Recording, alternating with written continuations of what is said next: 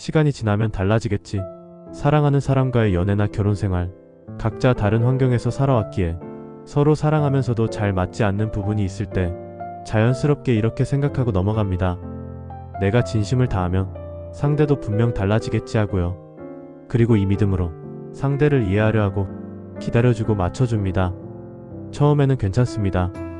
아주 만족스럽지는 않지만 조금씩 나아지는 것 같기도 하고 노력하는 모습이 보이기도 합니다. 그래서 믿게 됩니다. 이 사람은 분명히 달라질 거야. 그런데 시간이 지나면서 이상한 패턴이 보이기 시작합니다. 약속했던 부분이 나아지지 않고 또 반복됩니다. 미안하다고 했던 부분이 또 나옵니다. 그게 반복될 때마다 이런 감정이 찾아옵니다. 당황스러움, 서운함, 그리고 점점 쌓여가는 피로감. 이 사람은 정말 변할 마음이 있는 건가? 이 질문이 처음엔 머릿속에서만 맴돌다가 어느 순간부터 진지하게 따라붙기 시작합니다. 하지만 그 질문에 제대로 답하기 전에 우리는 보통 또 다른 방향을 선택합니다. 예전보다 침착하게 더 잘 설명해 보기로 합니다. 이런 게 나한테 어떤 영향을 미치는지 제대로 알면 달라지지 않을까? 더 구체적으로 이야기합니다. 차분하게, 논리적으로, 혹은 반대로 더 솔직하게 감정을 꺼냅니다. 나 정말 힘들어. 이번엔 진지하게 들어줬으면 해. 상대도 진지하게 듣습니다. 공감해주며 미안하다고 합니다. 심지어 바뀌겠다는 말까지 더합니다. 딱히 화를 내거나 싫은 티도 내지 않고 공감하고 사과하니까 그 순간만큼은 정말 달라질 것 같은 생각이 듭니다. 그렇게 한 번 더 믿어보기로 합니다. 이번엔 진짜 달라지겠구나. 하지만 얼마 지나지 않아 똑같은 일이 또 생깁니다. 그때의 대화가 있었는지도 없었는지도 모르는 것처럼 이번엔 예전과는 조금 다른 감정이 찾아옵니다. 당황스러움보다 허탈함에 가깝습니다. 그때 그 눈빛이 진심이 아니었던 건가? 나한테 맞춰주는 척만 한 건가? 아니면 정말 기억을 못하는 건가? 어떤 해석을 해도 불편합니다. 그리고 이 사이클이 반복되면서 조금씩 에너지가 빠져나갑니다. 말해봤자 달라지지 않는다는 걸 알면서도 또 말하게 되고 달라질 거라고 믿고 싶으면서도 점점 믿기 어려워집니다. 어느 순간에는 이런 생각까지 듭니다. 내가 너무 많은 걸 바라는 건가? 내가 예민한 건가? 이 정도는 그냥 넘겨야 하는 건가? 문제가 상대에게 있는 건지 나에게 있는 건지조차 흐릿해지기 시작합니다. 변화 심리학에는 프로차스카와 디클레멘테가 정리한 변화의 단계 모델이라는 게 있습니다. 사람이 행동을 바꾸는 과정에는 5개의 단계가 있다고 합니다. 첫 번째는 인식 전 단계입니다. 문제가 있다는 사실 자체를 인식하지 못하는 단계입니다. 바꿀 생각이 전혀 없습니다. 두 번째는 인식 단계입니다. 문제가 있다는 건 알지만 아직 바꾸려는 의지는 없는 단계입니다. 세 번째는 준비 단계입니다. 바꿔야겠다는 생각이 생기고 구체적으로 고민하기 시작합니다. 네 번째는 행동 단계에 들어서게 되며 실제로 변화를 시도합니다. 마지막 단계는 유지에 접어들며 바뀐 행동이 습관이 됩니다. 이 모델에서 중요한 건 각 단계 사이의 거리가 생각보다 훨씬 멀다는 겁니다. 그리고 더 중요한 건 이 단계들은 외부에서 끌어당긴다고 빨라지지 않는다는 겁니다. 다시 말해, 내가 아무리 설명하고 아무리 감정적으로 호소하고 아무리 구체적으로 이야기해도 상대가 아직 첫 번째나 두 번째 단계에 있다면 그 변화는 일어나지 않습니다. 그건 상대가 나쁜 사람이어서가 아닙니다. 아직 그 변화가 자신에게 필요하다고 느끼지 못하고 있기 때문입니다. 사람은 원해서 변하는 게 아닙니다. 필요해서 변합니다. 이 차이가 핵심입니다. 지금 방식으로도 관계나 직장 및 생활이 유지되고 굴러간다면 뇌 입장에서는 굳이 에너지를 써서 자신을 바꿔야 할 이유가 없습니다. 변화는 생각보다 피곤한 일입니다. 오래된 습관을 바꾸고 자동으로 하던 것을 의식적으로 조절하고 불편함을 견디는 과정이 필요합니다. 그 비용을 치를 만큼 강한 동기가 있어야 변화가 시작됩니다. 그리고 그 동기는 대부분 내 안에서 만들어집니다. 이쯤에서 이런 생각이 드실 수 있습니다. 그러면 나를 사랑한다면서 왜 바뀌지 않는 거지? 이게 가장 아픈 지점입니다. 우리는 관계 안에서 사랑과 변화를 하나로 묶습니다. 나를 사랑한다면 나를 위해서 바뀌려 할 거라고.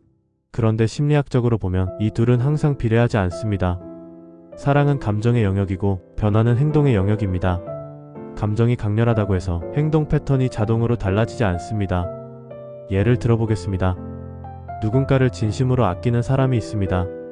그런데 그 사람은 오랫동안 약속 시간을 잘 못 지켜왔습니다. 이건 악의적으로 일어나는 일은 거의 없습니다. 수십 년 동안 굳어진 시간 감각, 어릴 때부터 형성된 습관, 주변 환경에서 반복적으로 강화된 패턴입니다. 이것들은 감정 하나로 쉽게 바뀌지 않습니다. 그리고 여기에 더해서 우리가 빠지는 함정이 하나 더 있습니다. 사람을 있는 그대로 보지 않고 우리가 보고 싶은 모습으로 보려는 경향입니다. 심리학에서는 이것을 투사라고 부릅니다. 상대에게서 내가 원하는 모습을 찾으려 하고 그 잠재성을 발견했다고 믿으면서 지금의 현실보다 그 가능성에 집중하게 됩니다. 지금은 이렇지만 원래는 이런 사람이야. 본래 이런 면이 있는 사람이야. 조금만 더 있으면 그 모습이 나오겠지.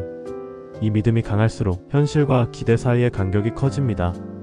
그리고 그 간격이 클수록 실망이 더 깊어집니다. 실망이 반복될수록 지치는 건 상대가 아니라 나 자신이 됩니다. 왜냐하면 변화를 바라고 기다리고 실망하고 다시 바라는 그 사이클 자체가 엄청난 에너지를 소비하기 때문입니다.